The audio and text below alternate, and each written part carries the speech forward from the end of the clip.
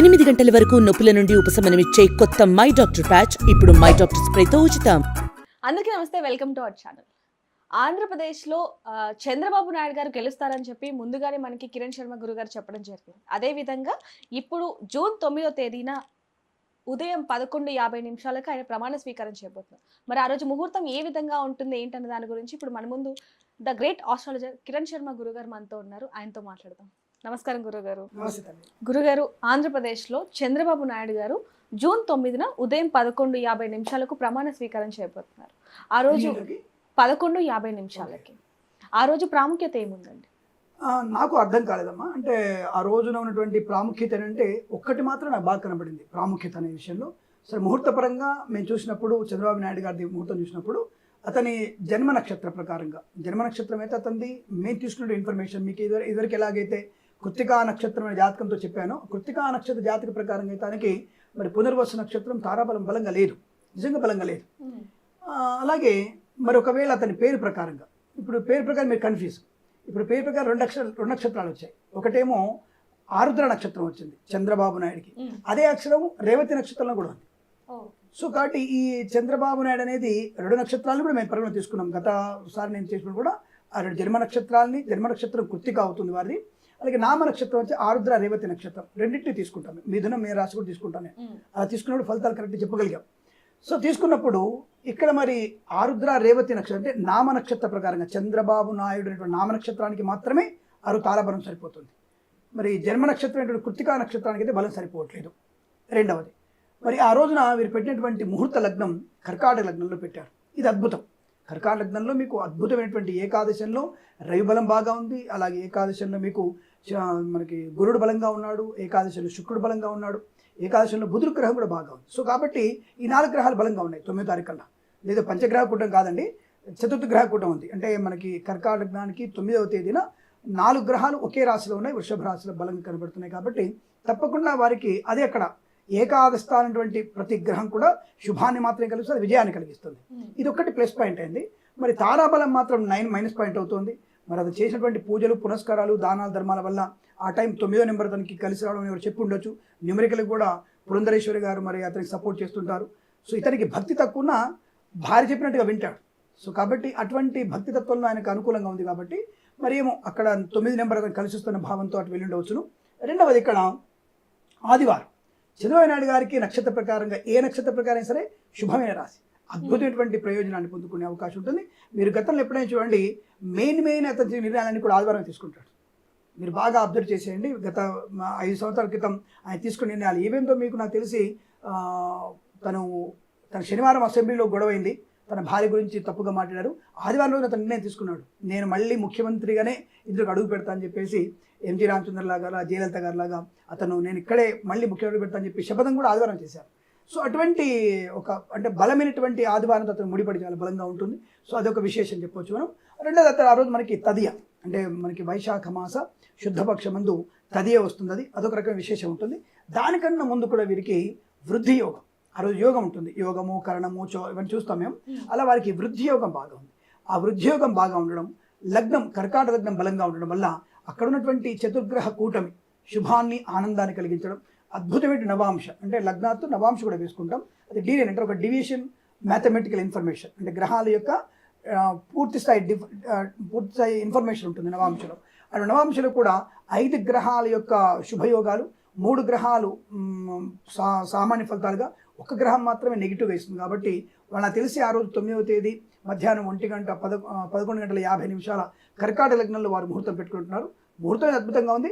But చాలా అద్భుతమైన మాత్రం చెప్పలేను నేను. అది ఎందుకంటే అతనికి తారాబలం జన్మ నక్షత్రానికి వ్యతిరేకంగా ఉండే అవకాశం ఉంటుంది. బట్ ఏదేమైనా 75% మాత్రం ముహూర్త బలం ఉంటుంది, దానివల్ల వస్తుంది. రెండవది నేను అనుకోవడం అక్కడ పవన్ కళ్యాణ్ కూడా ఆయన తీసుకొని ఉండొచ్చు.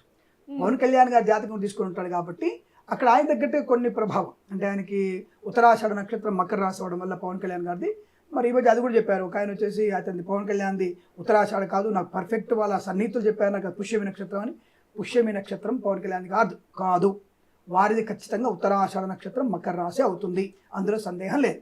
కాబట్టి ఆ నక్షత్ర ప్రకారంగానే ఈరోజు ముహూర్తం పెట్టారు. ఈరోజు ముహూర్తం అంటే పునర్వసు నక్షత్రం అంటే 11వ తేదీ పునర్వసు నక్షత్రం. రాముల వారు అయోధ్యకు వెళ్ళింది, అయోధ్యకు వచ్చి మళ్ళీ పట్టాభిషేకుడైంది, అన్నీ కూడా అదే నక్షత్రం. కాబట్టి తప్పకుండా మీకు అనుకూలవంతమైనటువంటి శుభముహూర్తం అవుతుంది. విజయ ముహూర్తాన్ని పొందుకునే అవకాశాలు ఉంటాయి. ఉత్తరాషాఢ నక్షత్రానికి పునర్వసు నక్షత్రం అనుకూలవంతమైందే. తప్పకుండా వారికి విజయాన్ని ఆనందాన్ని కలిగించే అవకాశం ఉంటుంది కాబట్టి ఆ ముహూర్తం పెట్టి ఉంటారు అన్నటువంటి భావన నాకు బలంగా. అంటే చంద్రబాబు నాయుడు గారిది అలాగే పవన్ కళ్యాణ్ గారిది కలిపి ముహూర్తం పెట్టడం జరిగింది అంతే కదమ్మా. ఎందుకంటే ఇక్కడ ఇతనికి ఏకాదశంలో 4 గ్రహాలు ఉన్నాయి, అలాగే ఇక్కడ పవన్ కళ్యాణ్ గారికి మకర రాశి నుంచి పంచమ స్థానంలో 4 గ్రహాలు ఉన్నాయి. అది విశేషం. అంటే ఇక్కడ ఒకళ్ళకేమో అద్భుతమైన ఆలోచన విధానం, అలా అద్భుతమైనటువంటి అంటే ఒక పటిష్టమైనటువంటి నాయకత్వ లక్షణం ఇతని జాతకంలో చూశారు. ఇక్కడ పవన్ కళ్యాణ్ జాతకంలో పంచమ స్థానం అంటే మకరం, కుంభం, మీనం, మేషం, వృషభం 5వ స్థానం 4 గ్రహాలు ఉన్నాయి.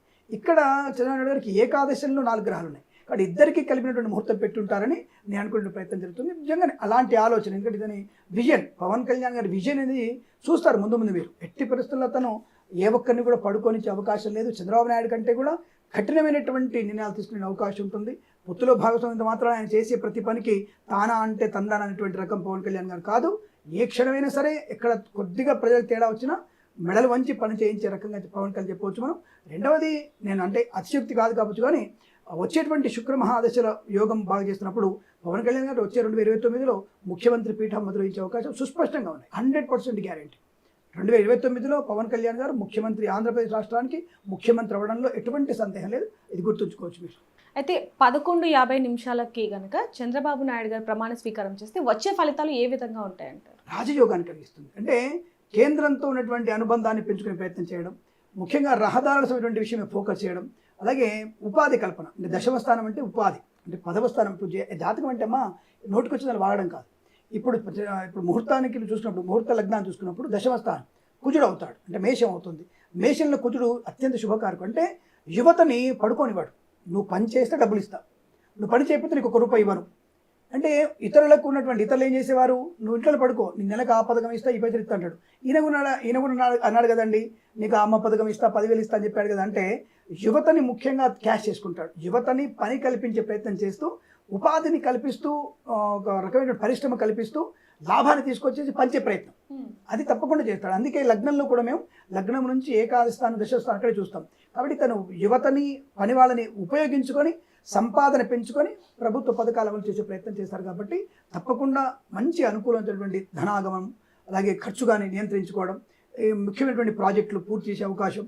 ముఖ్యంగా ఎందుకు నాకు తెలిసినంత వరకు 2025 ఇదే మీకు జూన్ 9వ తేదీన ఈ మన అమరావతి పట్టణాన్ని పూర్తిగా రాష్ట్ర రాజధానిగా చేసేసి బ్రహ్మాండ డెవలప్మెంట్ చేస్తాడు. చూడండి, జూన్ 9 కల్లా, వితిన్ 1 ఇయర్లో జూన్ 9, 2025 కల్లా ఇదే విజయంలో అమరావతిని పూర్తి చేసి, మళ్ళీ ఎవడైనా ప్రభుత్వం వాడు చేసి మెడలు వంచేసి కూలగొడతా అనకుండా పూర్తి స్థాయి నియంత్రణ చేయగలిగేటువంటి శక్తి సామర్థ్యాలు ఖచ్చితంగా ఉంటాయి. దాని మీద ఫోకస్ చేయడం. అలాగే విశాఖ ఉక్కు గురించి కూడా మీరు ఖచ్చితంగా అనుకోవచ్చు. ఇక్కడ మేము జాతకాలు చూసినప్పుడు విశాఖ ఉక్కు అనేది రాహు అనేది కనబడుతున్నాడు. ఎట్టి పరిస్థితుల్లో పవన్ కళ్యాణ్ గారు విశాఖ ఉక్కుని ప్రైవేటీకరణ చేసేటువంటి అవకాశం లేదు. మోడీ గారి మెడలు వంచైనా సరే విశాఖ ఉక్కు ప్రయత్నాన్ని మానుకుంటారు. ఖచ్చితంగా వారికి ఊరట కలిగించే విషయం. దానికి చంద్రబాబు నాయుడు కూడా ఖచ్చితంగా తలొగ్గాల్సిందే ప్రయత్నం చేస్తారు. దాన్ని ఉత్పత్తి పెంచే ప్రయత్నం చేస్తారు. ఇలా అనేక అంశాలు, లగ్నానికి ముడిపడిన అనేక అంశాలు ఉంటాయి. కాబట్టి రాజకీయ ప్రస్థానంలో, ప్రభుత్వ పరిపాలనలో ఒక మంచి నాయకత్వ లక్షణాలతో అందరినీ కలుపుకుంటూ ముందుకు సాగే ప్రయత్నాన్ని కొనసాగించే అవకాశాలు ఖచ్చితంగా ఈ ముహూర్త లగ్నానికి బలంగా కనబడుతున్నాయి. అందుకే వాళ్ళు 11:50 నిమిషాలకి ముహూర్తాన్ని పెట్టుకున్నట్టుగా తెలుస్తుంది నాకు. మీరు చెప్పినట్టుగానే ఇంతకుముందు ఆంధ్రప్రదేశ్లో చంద్రబాబు గారు వస్తారని చెప్పారు. అలాగే మీరు చెప్పినట్టుగా ఇప్పుడు అంతా జరగాలని, అలాగే వాళ్ళకి మంచి జరగాలని మనం కోరుకుందాం గురుగారు. ధన్యవాదాలు. నమస్కారం. మరిన్ని వీడియోస్ కోసం ఛానల్ ని సబ్స్క్రైబ్ చేయండి. లేటెస్ట్ అప్డేట్స్ కోసం వాట్సాప్ ఛానల్ ని ఫాలో చేయండి. అండ్ లింక్ డిస్క్రిప్షన్ లో ఉంది.